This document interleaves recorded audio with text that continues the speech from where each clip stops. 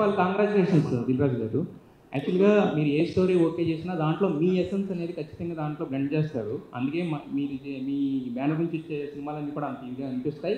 మీరు అందుకే వాటిపై అంత కాన్ఫిడెంట్గా మాట్లాడతారు కూడా first of all. So family star అనేది ఏంటంటే విజయ్ గారు చెప్పినట్టు అంటే అందరి లైఫ్లో నుంచి కొన్ని ఇన్సిడెంట్స్ దాంట్లో యాడ్ అవుతున్నాయి కాబట్టి, సో ఈ స్క్రిప్ట్లో మీ లైఫ్లో రియల్ లైఫ్లో జరిగిన ఇన్సిడెంట్స్ ఏమైనా యాడ్ చేశారు దాంట్లో?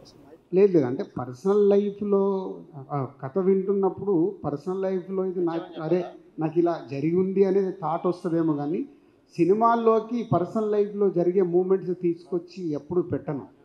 ఎందుకంటే universal, personal life is different, cinema ఇది యూనివర్సల్, ఆడియన్స్కి రీచ్ అవ్వాలి కాబట్టి ఎక్కడో దీన్ని పెట్టాలి రుద్దాలనే ప్రయత్నం ఎప్పుడూ నేను చేయను. అది ఇప్పుడు సీతమ్మ వాకిట్లో సిరిమల్లె చెట్టు ఉంది, అది ప్రాపర్గా మనకు ఆంధ్రప్రదేశ్లో అక్కడ జరిగేది, ఇప్పుడు శతమానం అవుతుంది అక్కడ జరిగే కథ.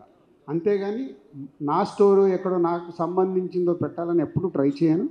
నేను డైరెక్టర్లు కూడా చెప్పను, బట్ ఎక్స్ప్రెస్ చేస్తాను మూమెంట్స్ ఎలా ఉంటాయి, ఫ్యామిలీలో ఎలా జరుగుతాయి. ఇప్పుడు బ్రదర్స్, దీంట్లో కూడా 3 బ్రదర్స్ ఉంటారు, బ్రదర్స్ మధ్యలో జరిగే 3-4 మూమెంట్స్ ఉంటాయి ఈ కథలో కూడా. సో అవి కనెక్ట్ అవుతాం. ఆయన రాసినప్పుడు అరే నా లైఫ్లో ఇట్లా జరిగిందా మా అన్నయ్యతోని, మా బ్రదర్తోని, ఇలా చెప్పడం జరుగుద్ది. కానీ అది ఆటోమేటిక్ కథలో జనరేట్ అవుతుంది. విజయ్ గారు, ఇంతకుముందు మీరు ఎప్పుడు మ్యారేజ్ గురించి అడిగినా తర్వాత అనేవాళ్ళు. ఈసారి తర్వాత రీసెంట్గా ఒక చిన్న స్టేట్మెంట్ ఇచ్చారు, మా మదర్కి నచ్చాలని చెప్పి. అది ఫ్యామిలీ స్టార్ ఎఫెక్ట్ అనుకోవచ్చా? లేదు, ఎప్పటి నుంచో అది క్లారిటీ. అమ్మా నాన్నకు నచ్చకుండా అయితే ఏం చేయను. వాళ్ళకి నచ్చాలి, వాళ్ళని కన్విన్స్ చేయడం, వాళ్ళకి నచ్చేటట్టు చేయడం నా పని. ఆ సెటప్ మనం చూసుకోవాలి, మొత్తం వదిలేయలేము. మనం పెళ్లి చేసుకున్న తర్వాత మనం బ్రతకాలి కదా, నెక్స్ట్ 30 years మనం ఉండాలి.